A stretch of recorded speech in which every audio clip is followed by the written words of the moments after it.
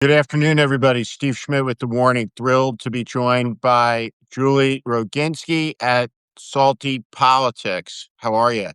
I'm good. Sorry I'm late. Time got No away from problem. me and I'm an idiot. Sorry about that. You have nothing to apologize for. That's one of the great things about Substack, right? Yeah, I guess you could do it Hey, anytime you want. you're never really late. Keeps going and going and going. At any rate, welcome. Julie's a longtime Democratic strategist. Is familiar to a lot of people, was for years on Fox, was familiar, I think, to a lot of you from appearances on CNN, MSNBC. You wrote this incredible piece the other day about Scott Jennings, um, Yeah. where you said, I don't know if I'm going to get banned from CNN, for writing this, but someone has to say it. And you've had the experience of sitting on the set of the 10 p.m. hour with Scott Jennings, interacting with him. What's it like? Well, I have to just preface this by saying I had Scott Jennings' job at Fox for almost a decade in the sense that I was the Democratic contributor there. I was on the five. I was on a show called Outnumbered, where literally I was the person who was outnumbered. So I get it, right? I get the role that you have to play. But what you can't do is you can't argue in bad faith. You can't interrupt people. You can't cut them off when you don't like something. You can't play to the camera and you can't make the whole thing a performance. Either we're going to have a real rational discussion about places where we agree and disagree, or we're not going to, right? And what happened with Scott was perfectly fine before Trump got elected. But as soon as Trump got elected again, Scott decided that his path to fame, riches, I think a Kentucky Senate seat, which he's never going to get, but he's so thirsty for, or Caroline Levitt's job, which he's so thirsty for that he's also never going to get because he's not a blonde young woman.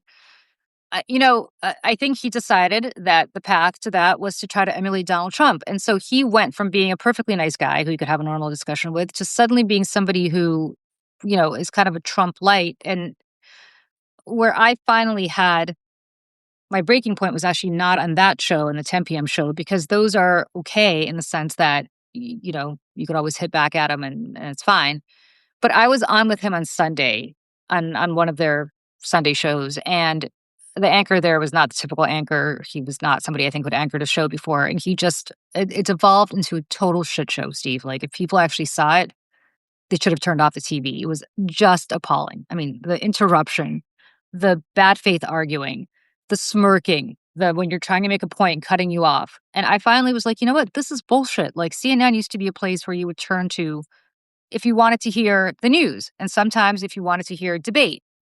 But now they basically allowed him to just not have anybody be able to even get a word out before he interrupts. And so I was just like, you know what? I don't give a shit. The beauty of your life and my life and where we've gotten to in life is we don't need to be on TV. Like, could not care less if I'm ever invited back to CNN. It's fun. I enjoy doing it. But if I never got invited back, I don't care. So I think, kind of in a bit of a huff after doing that hit, I sat down. I don't think I've ever written anything so quickly because it was just pouring out of me. Um, I said to my husband, "Do I need to hit send on something that's going to trash the shit out of Scott Jennings?" And he's like, "No, you shouldn't." And I go, "No, I think I should." And I did, and it blew up. I mean, I think there was so much pent up frustration at the way CNN handles him and what they allow him to get away with. And the irony is that I heard from a number of people who work at CNN who are like, "I shouldn't be saying this, of course," but they can't stand him. I think it began this kind of huge thing where then people who were on that 10 p.m. show, I guess, read it and started handing his ass to him Monday and Tuesday. I saw Chris Cuomo got into the chat and decided to threaten him for some crazy reason. So I think the floodgates are opening. It's great for Scott Jennings. He's getting all this attention. I'm sure CNN is not particularly happy, but too bad. And it kind of just underscores to me, like, why are we sitting here allowing somebody to treat you this way after all this time? Like, I don't need to be sat there and shouted down by Scott Jennings with bad faith arguments. You want to have a real argument with me about politics? I'm there for it. I spent 10 years doing it at Fox, but never like that. I don't need Timu, Hannity here trying to do his best when I used to debate the real thing. Um, well, thank you for writing what you did. I thought it was great. first off, everybody, I read Julie all the time. You can find Julie Roginsky at Salty Politics. So you were on Fox, and let's talk about that first. I mean, I don't recall you ever, you know, being on Fox, certainly not in any occasion that came to my attention where you compromised your integrity, where you lied, where you said things that were blatantly not true, where you sought to divide the country, inflame the debate to cover for all sorts of heinous acts. So am I missing anything there? So, look, the beauty of when I was at Fox and I was there during the Roger Ailes years, and I famously left because I was there during the Roger Ailes years, but I was at Fox, and there was never a time when Roger Ailes told me what to say or not say. I could say whatever I wanted, and I understood my role, right? In the same way that I think Scott understands his role. He says his role is to be the heel. I got it. That was also my role, right? There were the audience loved me to some extent, but they love to hate me, right? And so I think from Mhm. that perspective, you understand what your role is because the audience that you're watching Fox is not an audience that's going to agree with me. But my job was to say what I wanted to say and not to compromise what I wanted to say. I was there during the Obama years, and um, it's not like I ever had to play to Barack Obama so that Barack Obama would appreciate me, right? When I there were instances where I disagreed with Obama, and I would say so often, actually. What I don't understand about what Scott is doing, other than I guess he is very thirsty for, as he calls it, daddy's approval, is that there's nothing that Trump can do that he will not defend in bad faith, despite the fact that you know this, Steve, because you used to work in this world. He knows better. He knows better. This is not some idiot MAGA guy who just has been completely red pilled. He knows better. You took one path in life, he took another path in life, right? Like you both came out of a similar ecosystem. You decided to go in one direction, he decided to go in the other direction. And how do you respect somebody like that? And how does CNN platform somebody like that, knowing that he's out there just lying? I mean, it's not a question of um, we disagree on marginal tax rates or we disagree on Medicare for all. We disagree on basic facts, right? I say the earth is round. He says the earth is flat. And CNN gives equal weight to both. That shouldn't be. And that's, I think, the demise of legacy media, if you want to talk about that, is exactly this paradigm where we're now platforming people who should be in the loony bin based on what they're saying. But because the president of the United States says it, they feel compelled to platform somebody to echo that kind of crazy worldview and give it equal weight to reality. And that's the reason I don't want to go back to cable news. That's the reason I have no desire to go work in cable news again. That's why I'm so proud of what I'm building on Substack, what you're building on Substack, what everybody in this community is doing, because we don't have to compromise ourselves to this bullshit anymore. Does have you heard from anybody from CNN, that, like, you're off officially, like, "Ooh, that was bad, like, you No, shouldn't have done that," any no, of those type of no. I mean, I haven't been invited back on, but it's only been a couple of days. I don't expect that I will be invited back on, but uh, at this point, I need them less than they need me. So if they don't Yeah. want me, I couldn't care less. What Happy to go on if they want me. Happy to be banned and talk about it if that's what they want to. what is his demeanor like on these shows before the camera goes on, right before it's showtime? Is he Um, quiet? Is he talking? Is he avuncular? What's he like? well, as I said, before Trump got elected, he was perfectly lovely and we had nice chats. I met his kids. I know his kids were into Pokemon when I met them. I mean, all sorts of, normal, great conversations as you would have in the green room with anybody or on set with anybody. Since Trump got elected, I don't think he said one word to me. Before and during commercial breaks. During commercial breaks, what he typically does is complain. I mean, the last time I was on with him, and it's been a long time because I think he doesn't like women who hand things to him, so he doesn't somehow they don't end up back on with him. Is that he complained about me to Abby Phillip? after I kind of, stuck it to him during on air, and he was like, you see, you always allow people to do this to me. If you can't debate like a big boy, can't put on your big boy pants and have a real debate, then you shouldn't be there because he doesn't have real debates, right? He'll shout over you, he'll lie, he'll cut you off, and then he'll go to wherever he goes after he's done, and he'll cut and selectively edit clips to make it look like he got the best of whoever he was debating. And all of his mouth breathers on Twitter who follow him, who of course never watched the entire show, think that he's some sort of rabid genius. The guy can't debate to save his life. And I say that as somebody who sat on the five for years and debated 4 people at once. He cannot do it. And I don't understand why CNN allows this to continue, but they do. I don't know if it's because they're scared of Trump coming after them if they don't, or if they're scared of Barry Weiss coming in and at some point, punishing them for not having him, or because now he's got some big, gig. He's got Charlie Kirk's old spot on Salem. And so maybe they're thinking he's going to bring his audience over there. That's crazy. They're not coming to CNN. But for whatever reason, they have great journalists at CNN, like fantastic journalists at CNN. Why is Christiane Amanpour forced to be on the same network as this guy? Well, do you have any sense that Christiane Amanpour has ever walked into the executive suite and asked that question? Or do you get any sense that if you're Jake Tapper, that, hey, this cuts against my credibility just being associated with him on our brand, and I'm not going to tolerate it. I I don't get some sense. I have no idea. I don't work at CNN. I don't know Christiane Amanpour. I don't really know Jake Tapper. Like, I have no idea what these people say privately, but he's got more airtime than all of them, right? And it's kind of incredible to see that, and to see that kind of platforming. And I just want to be clear, there are plenty of pro-Trump Republicans on CNN who are perfectly fine. It's not that you shouldn't have this worldview, right? David Urban works there. Sure, Michael Singleton works there.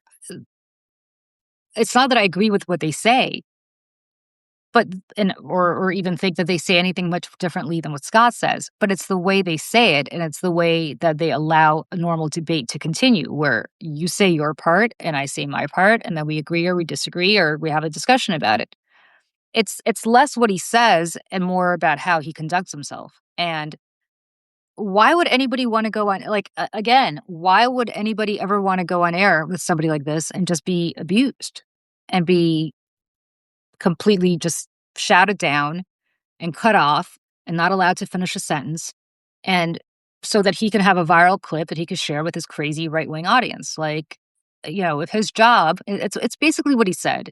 He went on some, during the campaign, I think he went to some rally with Trump, and Trump gave him about 2 seconds of the mic, which I'm sure Scott probably begged somebody at in the Trump world for probably 5 years to get that 30-second opportunity to stand at the mic. But he said something like, I should buy property here in Michigan for all the liberals that I own. Like, dude, you used to work for Mitch McConnell. Like, you used to work for George Bush. You're not that guy. And you're not good at that guy. And that authenticity comes through, that you're not authentically that guy. So then you're just a dick. And why would anybody want to go on a show like that with him? Doesn't it, though, say something deeper about the American media to you and about CNN, about what it is that they're willing to tolerate? I mean, it seems to me it's pretty difficult to reconcile the concept of we're the most trusted name in news when you have such an enormous investment in a propagandist who lies with the level of ferocity that a Goebbels did, that a Bormann did, Yeah, that a Himmler did yeah. in service of a wicked cause. Listen, it's up to him to tell his grandchildren many years from now what he was doing in the 20s. Like, Grandpa, what were you doing in the 20s? Well, I was, a propagandist for a despot, and there was nothing that he could do for me not to say he was wrong. I mean, nothing, nothing. Not the Epstein files, not what's happening with ICE right now, nothing. And It says everything about where cable news is right now. And Steve, I mean, I came up in cable news. I landed at Fox in 2004 during the Kerry Bush campaign. I mean, that's how long I've been around. I know you've been around as long and actually longer because you've had a very storied career. So, and we've been on opposite sides of the aisle. I mean, for most of your career and certainly for most of my career, not anymore, but we were. And, you know, there's a limit that you as a human being, I think you should have. And I often think about if the Democratic Party ever nominated somebody like this, I'd be doing exactly what you did. I would leave. I would start my own thing. I would get out of there. And I hope I would. I mean, it's easy to say for me because it's never happened, but I have so much respect for you and so much respect for all the people like you who decided they're going to just take off and not be part of this anymore, despite the fact that you devoted your life to a party and a cause. And I think what's so fascinating about this is that cable news, I think, has to take a stand. All news has to take a stand because this both sides bullshit's not working when one side is arguing, as I keep saying, that the earth is round and one side is arguing that the earth is flat. This is not a difference of opinion. It's a difference of fact, right? Yeah, no doubt. Listen, I was joking around. I said if Barry Weiss can be put in charge of a network, that means I'm qualified to run a news web network Of too. course. Of Um, course. I mean, and I joked around and I said, if I took over CNN and it was my first day there, I would walk in there with 2 duffel bags and they'd be filled with dimes. And that would be the balance of Scott Jennings' contract.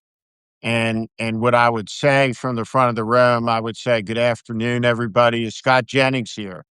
And he would say, "Yes." And I would say, "Here's the balance of your contract." And I would toss the duffel bags at him. And then I'd say, "Get the fuck out," and have security frog march him outside the building. And I would say to everybody, "Ladies and gentlemen, this is a dangerous hour for the country. Go and report the news, or slip your resignation letters under my door. Go to work." And that would be that. It's appalling. It cuts on the integrity of every journalists at CNN that they tolerate it. Scott Jennings is a total fraud, a con, a guy who worked for George W. Bush, who embarrasses every person who worked for George W. Bush. Overwhelming number of the alumni of that administration are appalled by him. And you have a guy who was in the club that understood very clearly what Trump was, that fits into the category of the opportunistic Nazi that Dorothy Thompson described in her famous column in Harper's. He yep. is a person without integrity, person without conviction, and a person who will live with his shame for a long time, as we're witnessing the at some level the fall of the American Republic. It's an astonishing moment. I wanted to ask you about Mark Carney and his speech at Davos, and I had a couple reactions to that speech, which I've listened to a number of times. I think it's extraordinary. I think it's a world historic address. It's the functional end of the American century that began in the aftermath of World War II, is what it marks. He hand wrote that speech.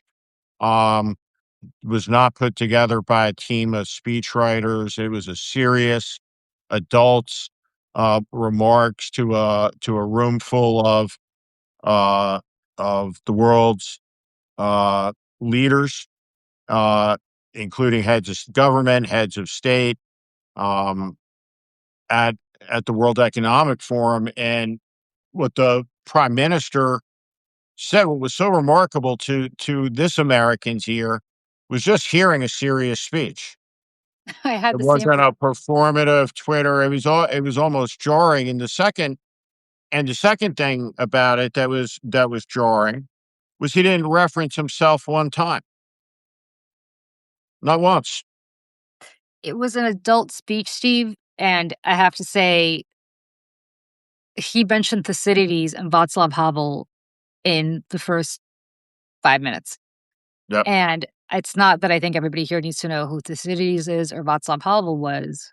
Why don't you tell us a But little bit about but it, and if you don't mind, talk a little bit about your story coming to the United States. so so I think, Steve, for you probably, I'm sure you're heartbroken. I mean, you and I have never spoken about this, but I'm sure you're heartbroken about what's happening to the Republican Party because you dedicated your entire career to this cause. And you are, I'm sure, I don't want to speak for you, but it's probably been something that's what's happened has been kind of traumatic for you as a result of just everything else that's gone on before. For I me, was gonna say I'm heartbroken. I'm heartbroken about the country. well, I'm appalled at the Republican Party. I left the Republican Party in 2018. What Here's what I believed was that I was a New Jersey moderate who was an outlier in almost every row. I gave a speech in favor of gay marriage that got a lot of attention 3 years before Barack Obama was for it. Nicole Wallace and I, in every room that we were ever in as campaign consultants, we were the left end personally right, in a coalition that we came to age in when Ronald Reagan won 49 states in the union, right? There was room inside the old Republican Party for moderates, and until there wasn't. And for a long time, I've warned about what the party was becoming, but what I cared about was the country. And what I always believed was that both parties were two of the most important institutions in world history for the advancement of human dignity and human freedom. That the only peer of Lincoln's, the greatest Republican president, is FDR, the greatest Democratic president. And that both institutions have produced the right people at the right times, that there has been this evil in America, the Confederate spirit that has coursed and inhabited like a uh, gas, a poison into the Democratic Party. Scott Jennings said on TV the other day, sneering, "Well, all those people beating the blacks on the Edmund Pettus Bridge, they were Democrats." And that's it's what he like, said to well, me. that's and That's what it's like, that's what right, and that's right, Scott. They were, and you know what? You know what?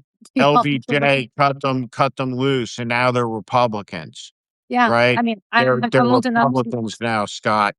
And yeah. and so like I don't have any nostalgia for the party. I have heartbreak for the country and real rage at so many people that I know who have chosen their in their party, their position over their country. Every person I ever worked with, all of them, save for a handful, like in like that many Yeah, fingers, all got in line, and a couple of us didn't. And yep. and listen, we had for Democrats out there, you had a lot of Democrats got online in 2024 for something they shouldn't have. You have a lot of Democrats who want to get online behind Chuck Schumer's instinct to appease the funding of ICE at the end of the month. And this is a moment where people have to stand up and oppose this with everything they have. A Yeah. 1000%. And the only reason I bring up what's going on with the party is because you asked me my whole Yeah. immigration situation, Yeah. right? So I was born in the former Soviet Union, and my parents were dissidents, and my grandparents were dissidents, and we tried to leave. And my parents and I were allowed to leave. They were giving out very few exit visas back then. We got 3 of them. My grandparents did not because my grandfather had worked on the first Sputnik. and apparently he knew too many military secrets for them to let him leave. So, just to give you an example, because it might sound familiar as to what's happening now, the whole point of the system was to separate families and to make their lives as hellish as possible. And we were told, if you want to abandon these elderly people to their deaths, you'll never see them again. You can go ahead and get out of here. Anyway, my parents finally, we left. And I was 6 when we left. I was 7 when we came here. And it was, as you can imagine, an incredibly difficult experience. We couldn't come here directly. We went to Austria first, then we went to Italy, and we're refugees. And finally, we're allowed to come here. So I love this. Like, I have to tell the story. It sounds a little hokey, but it's absolutely the truth. My father was such an America fanatic growing up in the Soviet Union, that when we were on an Alitalia plane coming from Rome to JFK in New York for the first time, and obviously very scary for everybody. Um, my father asked the person, we're sitting in the middle row, asked the person at the window in his very broken English, can I just peer out because I want to see the Statue of Liberty? Which of course you can't see from the plane, but he didn't know that. I mean, that's how much the love of this country was ingrained in me from the very beginning. And so I love this country as only an immigrant can, because I've seen the alternative, right? I didn't grow up the way my son is growing up and the way other people grew up, where this, you just take this for granted. This is the way it is. Um, I grew up in a totalitarian regime, and I heard stories from birth about growing up in a real totalitarian regime under Stalin. My grandparents, who I was very close to, certainly lived through Stalin.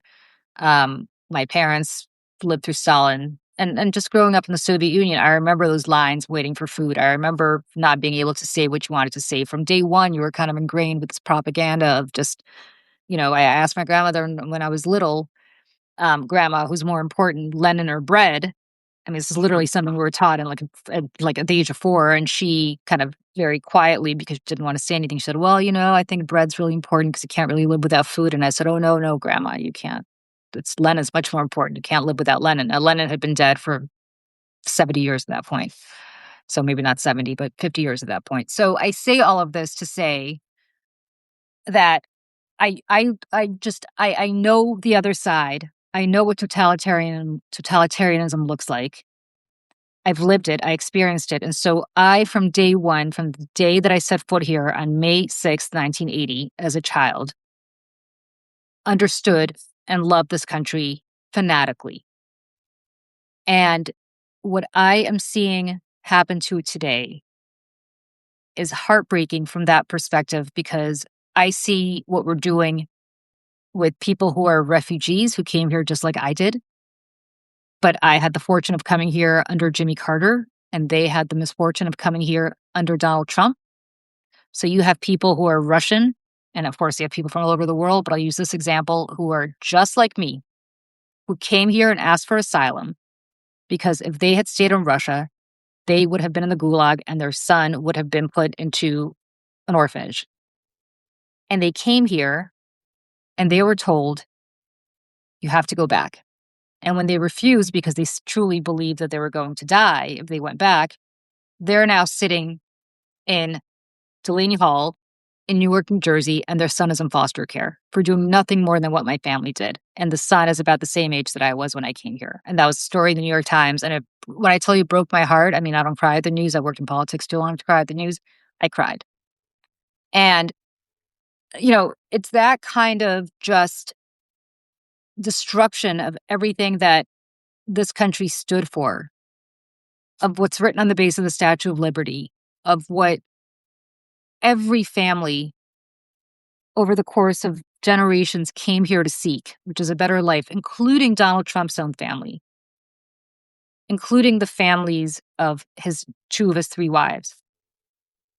And to see what we are doing now in the name of all of us, in the taxpayers' name, where we're using 5-year-old boys as bait to entrap their families, where we're deporting people who are just here to have a better life, most of whom came here legally asking for asylum. I mean, this Would is the you country we're living now. would you tell an annotated version of the Vaclav Havel story that Carney. Carney mentioned? Yeah, I mean, the Václav Havel story that Carney mentioned was absolutely true. Havel gave a speech or wrote a some sort of treatise. I don't even know what it was, but basically, Václav Havel said that the way totalitarian systems collapse is if you lived in Eastern Europe, as he did. Obviously, he was from Czechoslovakia at the time. I was from the Soviet Union. I was from Moscow. You had a shopkeeper, he said, that had a sign in the window that said, I forgot what it was, but I think it was something like "Workers of the World Unite" or some sort of communist slogan. And he said the shopkeeper didn't believe it. The other shopkeepers who had it in the window didn't believe it, but they did it because it was just something that you had to do. And it was just kind of like assumed. You did this every day. You put the sign in the window. And he said, these totalitarian systems collapse when one shopkeeper says, I'm just not going to do that anymore. And all of a sudden it becomes a cascading effect where the other shopkeeper doesn't do it anymore, and the other shopkeeper doesn't do it anymore. And it's such a good thing to say. It's such a powerful thing to have said at Davos yesterday because it applies to us. He was speaking to us as Americans. We just sit here and we take it. Oh, okay, somewhere in Minneapolis, they're grabbing a 5-year-old kid. That sucks. And then we go on with our day and we talk about whether Victoria Beckham is having a fight with her son. And we just continue to live our lives, right? Like my life, I don't know about yours, my life hasn't drastically changed day to day. I still get up. I still, get my family off to work and to school, and I still do my thing, and you still do your thing, and still go on Amazon and order what I need to order. Life hasn't really changed for most of us. We're watching these things happen on TV, unless we live in Minneapolis, and we're like, that sucks. And then we move on with our day. And I think I got to a point, I think over the weekend, and maybe the Scott Jennings thing was kind of the thing that just, you kind of get up and you just say, I can't take this shit anymore. But you have people in Iran today, and for the last months, if not years, who've been protesting and getting hanged from cranes as a result. You have people in Israel who for years were protesting the Netanyahu regime. It's not a regime, it's a legitimate government because he was elected. But my point is, protesting what he was doing with the judiciary, even before October 7th. Every Sunday, I was in Tel Aviv last year, every Sunday you'd have a mass gathering where if it were commensurate with the population of this country, it would be like 2/3 of the country would be protesting. What are we all doing? We have a couple of No Kings marches, and then we're like, okay, I did my duty. I marched. I held my sign. Where are the economic protests? Where are the days where everybody in this country just calls out sick and just brings the economy to a halt until this stops? Where are our leaders in Washington? And I use that word, cynically because I helped elect some of these people. But where the hell, what are they doing? I'm talking about the Democrats. What are they doing? uh, you know, uh, we're so conditioned to be constitutional in this country. We're so conditioned to be rules based that when somebody comes and breaks all the rules, we still react as though we're still living in a world where the rules apply. And so we don't know how to protest. I mean, you go to France, those people protest if somebody raises the price of cigarettes. They like shut the government down. And we don't have that in our culture. And I don't know why, because this country was built on protest. The Boston Tea Party was a protest. What happened in Lexington and Concord was a protest. The whole revolution, the whole mythology of this country is built on protest. And yet somehow over the last 250 years, we've forgotten that spirit and we don't do it. And we don't bring the government to its knees economically. I mean, look how he reacted after Greenland. The bond vigilantes went to work. The bond market was about to crash, and he decided he was going to back off on Greenland. I mean, I don't know if that was the reason, but it was a reason. I mean, we're relying on Wall Street now to be the to be the resistance. I mean, that's the resistance right now. It's not Democrats in Washington. It's Wall Street. Isn't that Yep. crazy? Absolutely. And I don't think Americans really understand what it means to be $38 trillion in debt. But the Canadians, the Europeans, uh, finance our way of life, along with the Chinese, on the premise of our being the guarantor of this rules-based order that Donald Trump so despises. And so, um, it's an astonishing moment in history. I wanted to ask you about when you became a U.S. citizen. One of my favorite things to do is, over the course of my career was I loved going to a new citizen ceremony where Arnold Schwarzenegger would do the swearing in, Yeah. when he was governor of California, and he loved doing it, and it's the most amazing thing to see, because and Reagan talked about this. He said in his farewell speech that you could go, as an American, anybody could go. You could go to Italy, learn the language, but you'd never be Italian. All Yeah. right. Same with France. Um, but here, anybody can be an American. And when you become a citizen in that moment, you are as much a citizen, with as full a standing as a direct lineal descendant of George Washington or from the Mayflower, and you are fully and forevermore an American. There's been 700 million Americans, and 300 million of them are alive right now. The dogs are going, oh, That's all right. I got uh, my dog's probably gonna start barking uh, now that he heard your dogs, great but go ahead. 300 million of them alive right now, and half of Americans that have ever been.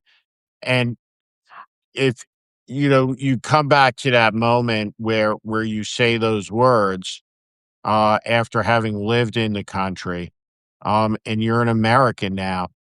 Take us to the moment and to the meaning of it. So I became a citizen through my parents because I was under 18. I was 12 when I became a citizen. But I was 1985. I remember that day so well. I went with my parents and we went downtown in New York, which is where we were living at the time. Um, and I just remember walking into what I think was the federal courthouse. I could picture the building. I just can't remember if it was the federal courthouse. And we did not have Arnold Schwarzenegger, so my parents in with some, random. I can't remember. It was a judge or just some bureaucrat. But um, what I remember is when we had green cards, we had white passports, and I don't know if that's still the case, but I remember we had white passports, and then we got the blue passport, and it was just. It didn't. It was a small thing. It's not like you waved your pass back then. You don't have to show your passport now. Apparently, you have to carry your passport with you. But I mean, like, it was just. I can't describe to you what kind of pro-American man my father is, and I can't describe to you how much he instilled that in me. I mean, he loves the United States as only somebody can who grew up, secretly learning about American hockey. He was a huge hockey. He is still a huge hockey fanatic, and learning about the Celtics and um, all of these American kind of cultural figures. Bobby Fischer. Bobby Fischer was a huge influence in his life, and so I think when you are somebody like my dad who just grew up worshiping the United States. And, to go back a little bit, I remember as a little girl, and this is one of my earliest memories, I must have been 4 or 5, being with my father in Red Square. We were still in the Soviet Union. And there were these 2 guys who showed up in jeans, which of course, jeans were like the biggest commodity. Nobody could get jeans in the Soviet Union, so they were American. And they came up to me and they offered me a stick of gum. And I'd never seen gum before, and I didn't really know what to do with it, and they did not speak Russian, and I obviously did not speak English, but they kind of put it in his mouth and just showed me that you should chew it. And it was like a holy shit moment where I was like, "Uh, what is this country? What are these people wearing jeans? What is this gum? What is this?" And my father, again, instilled that in me quietly and very surreptitiously, almost from birth, to be like, this is the place, this is the place. And I think when we finally got that blue passport, which we didn't get that day, obviously, had to apply for it, but when we finally got that citizenship, we finally got that blue passport like everybody else had. It was just such a incredible moment. And it was such you know, a sentimental moment. And to see what's happening now, and this is why I think this is so heartbreaking to me, Steve, to see what's happening now and to see what's going on and to see how much it's not that they're coming towards us, we're coming towards them. They're kidnapping kids from Ukraine and sending them to Russia. We're kidnapping kids, as this 5-year-old got kidnapped and many others, and deporting them, even if they're American citizens, with their parents somewhere else, right? They're beating up protesters. We're beating up protesters. They're arresting people for holding up signs.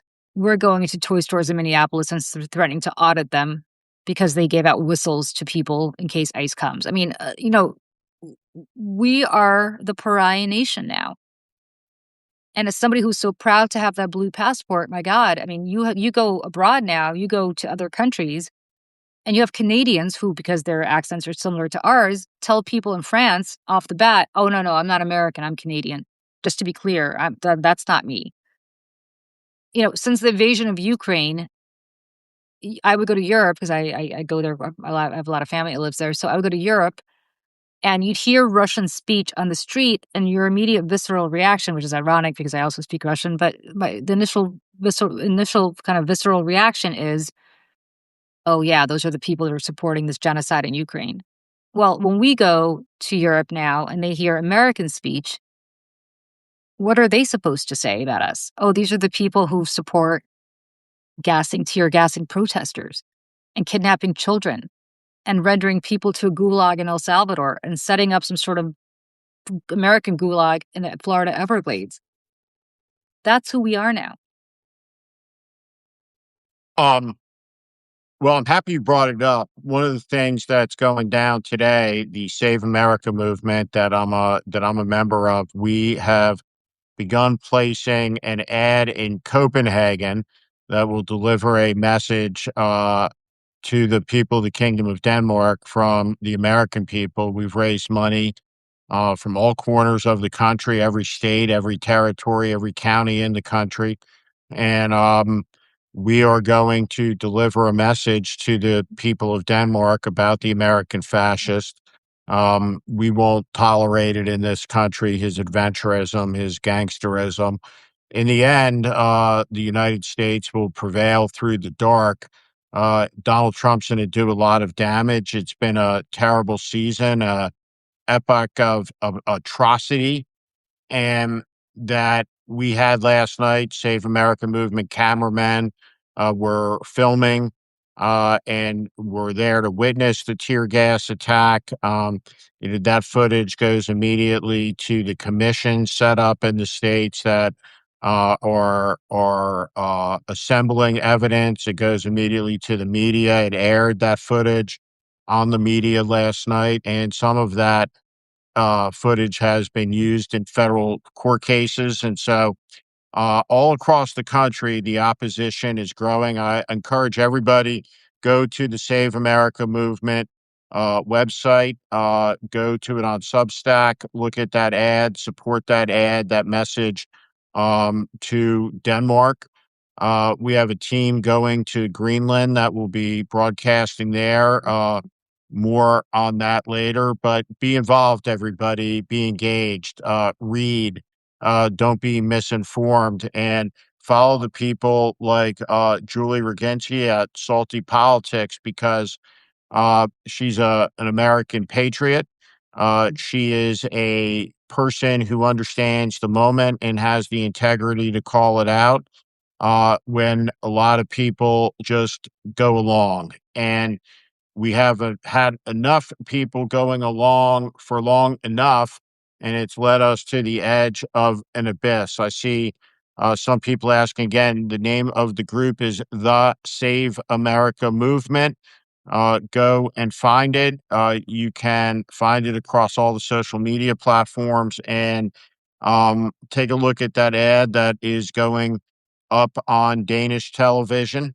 And it's important for people in Denmark to know the overwhelming majority of Americans are appalled by this. I mean, what a day of dishonor and national disgrace and total embarrassment in Davos. I've never seen or imagined an American president looking so tiny, so small, so lonely, so disrespected, so completely apart from the values and history of the country. But Julie, you have anything you want to wrap it up with? I want to turn it over to you and just say to everybody again, it's Julie Roginsky at Salty Politics.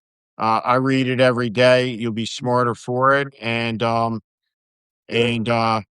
Julie, over to you. Thank you. Well, first of all, thank you for having me. This was such a great conversation, and I could talk to you for another 5 hours. So I'm so grateful to you that Thanks, you Julie. invited me. And same to you. I mean, anybody who's watching on my Substack, please subscribe to Steve Schmidt. The warning, Steve, I read you every day, and you call it like you see it, which I'm so deeply grateful to you for, and so deeply grateful to you for just standing up because I know that it wasn't easy. Maybe it was easy for you because you have conviction, and a lot of people didn't and continue not to. But thank you for everything that you've done. And on both sides of the aisle, thank you for everything that you've done because you fought for your convictions on the other, as I said, I was on the other side of you in the McCain campaign and other places, but you fought a good fight and you fought an honorable fight. And I think that's the difference, that we need people who continue to fight honorable fights, even if they disagree on policy, but agree on the fact that we are a democracy. We have to stay that way. And it is collapsing before our eyes. So please, please, whatever you can do in your own way, just do it. If you want to write, write. If you want to protest, protest. If you want to write a check to Save America, to Save America movement for the Copenhagen um, billboard, or for anything else that you're doing, you should. Whatever you can do, all of us can do something. So please just do it. And I so appreciate you having me on today, Steve. Well, thank you, Julie. And everybody, remember this: when it seems hard to stand up, standing up is a lot easier than kneeling, especially when there is a jackboot on your back or on your neck. With that, good afternoon. Thank you, Julie. Thanks, Steve.